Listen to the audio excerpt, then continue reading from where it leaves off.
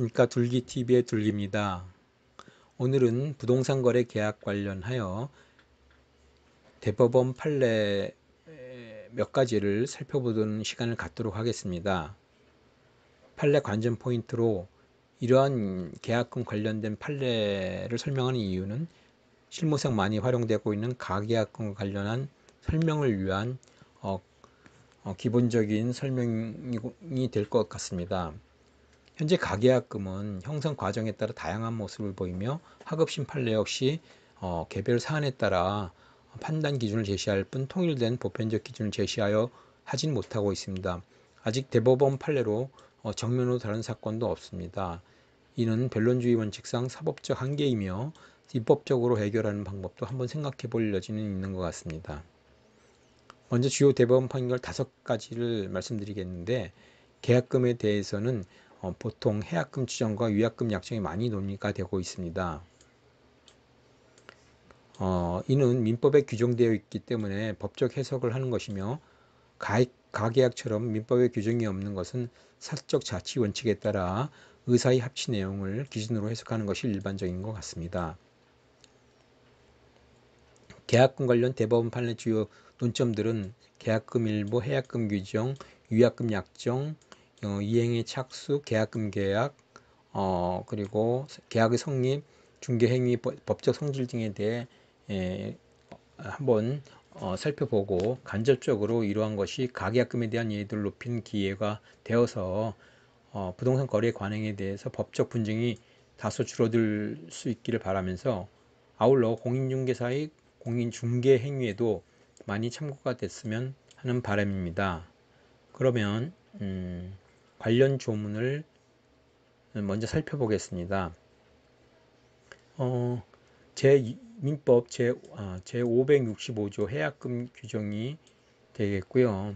여기에서는 우리가 일반적으로 이야기하는 포기, 매수인이 포기, 계약금 포기와 매도인이 배액 상환, 이런 얘기를 하시죠.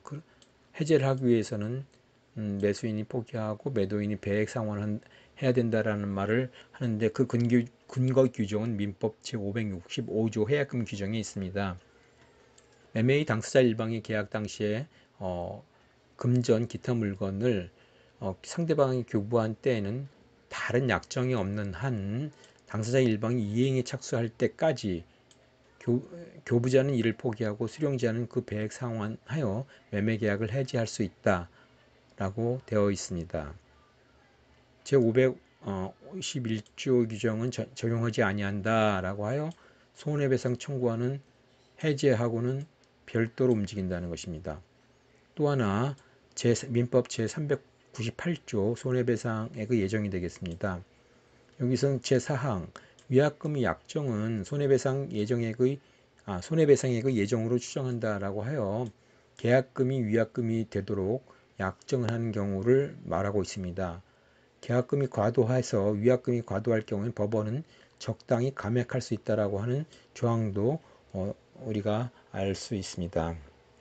보통 위약금으로서 과다할 때는 법원은 적당히 감액하는 경우가 상당히 있습니다. 그러면 본격적으로 대법원 판례 주요 판결 내용을 살펴보도록 하겠습니다. 대법원 판례의 주요 판결 내용입니다. 첫 번째, 5가지 중에 첫 번째입니다. 대법원 2015년도 4월 25일 선고된 손해배상 소송입니다. 계약금 일부만 지급된 경우 수령자가 매매계약을 해지할 수 있다 하더라도 그 해약금의 기준이 되는 금원은 실제 교부된 계약금이 아니라 약정 계약금이라고 봄이 타당하다라고 하여 가장 최근일 수 있는 2015년도 대법원 판례 내용인데, 최근에 많이 언급이 되는 것 같습니다. 이것은 어떻게 보면 매도인이 배액 상환을 하여 계약을 해지할 때 다소 부담스러운 내용이 될 수 있다고도 보여집니다. 실제 받은 금액보다 더 많은 금액을 내야 되는, 배액 상환하게 되는 케이스가 되기 때문입니다. 아무튼 순수하게 해약금에 대한 계약금을 해약금으로 추정하는 그 법리적인 해석을 대법원에서는 이렇게 하고 있습니다. 관련하여 매매계약에서 있의 계약금 계약은 민법 제565조 제1항의 규정에 따라 해약금이라고 해서 해제권 유보 약정으로 그 성격을 보면서, 반면 손해배상액의 예정, 즉 이 위약금과 관련된 내용이죠. 채무를 불이행할 때 손해 발생과 그 증명이 곤란하기 때문에 미리 약정하는 것으로서 계약금, 해약금으로서의 계약금 계약과 위약금으로 손해배상의 예정은 그 법률적 성격이 다르고, 따라서 계약 당사자가 손해배상액을 계약금 상당액으로 예정한 경우에는 계약금 계약이 불성립하였다고 하여 당연히 손해배상의 예정까지 불성립하는 것은 아니다 라고 대법원에서는 논지를 얘기하고 있습니다.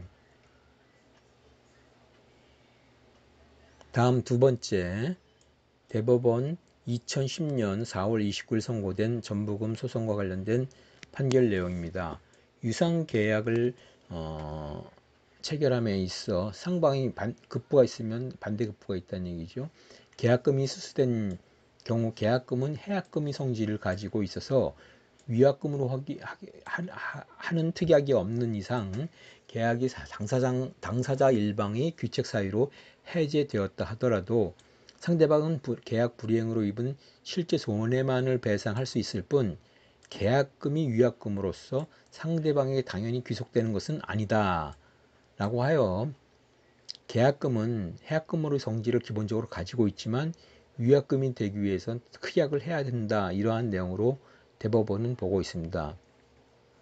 이와 관련돼서 법률 행위 해석에 대한 대법원의 의견이 제시되고 있는데, 쭉 문헌의 내용을 합리적으로, 객관적 의미를 합리적으로 해석해야 된다는 내용과 사회정의와 형평 이념에 맞도록 논리와 경험의 법칙, 그리고 사회 일반의 상식과 거래 통념에 따라 합리적으로 해석해야 한다라고 좋은 얘기는 다 쓴 것 같습니다. 상당히, 하지만 개별적 사안에 들어가서는 이러한 내용에 대한 고민이 상당히 있게 될 것이라고 생각합니다.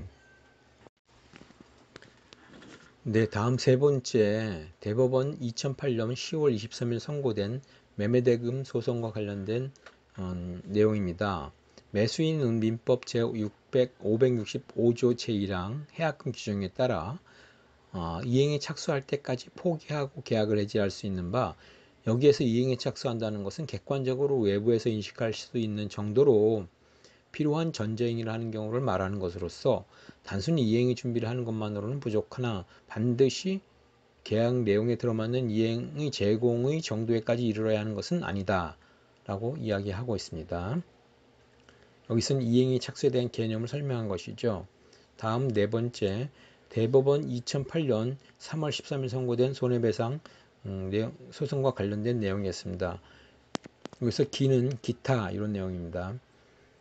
계약이 일단 성립된 후에는 당사자의 일방이 일단 성립한 후에는 당사자 일방이 이를 마음대로 해지할 수 있는 없는 것이 원칙이고, 다만 주된 계약과 더불어 계약금 계약을 한 경우에는 민법 제565조 1항의 규정에 따라 이미 해제를 할 수 있기는 하나, 이게 해약금 규정이죠. 계약금 계약은 금전 기타 유기물의 교부를 요건으로 하므로 단지 계약금을 지급하기로 약정만 한 단계에서는 아직 계약금으로서의 효력, 즉 위 민법 규정에 의해서 계약 해지할 수 있는 권리는 발생하지 않는다.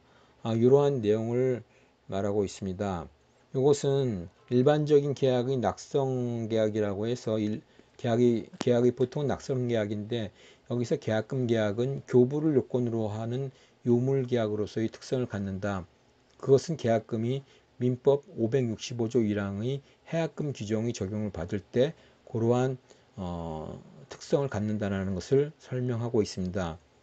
이 판결과 관련해서는 부동산 중개업자의 업무상 일반적인 주의 의무를 부담한다고 하는 신의성실 원칙상 업무상의 일반적인 주의 의무를 부담한다고 하여 언급을 한 게 눈에 띄어 한 꼭지 넣었습니다. 마지막으로 다섯 번째입니다.